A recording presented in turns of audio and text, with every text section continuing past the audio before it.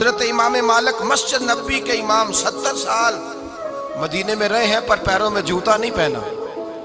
مدینہ منورہ میں جہاں لکھا ہے یہ حدود حرم ہے، اس کے اندر پخانہ پیشاب نہیں کیا، گھوڑا رکھا تھا، باہر جاتے وہاں جا کے پیشاب کر کے آتے تھے۔ اس قدر زیادہ تقوی والے بزرگ ہیں، لیکن ایک طرف رسول اللہ کے شہزادے تھے، ایک طرف ظالم حکمران تھا۔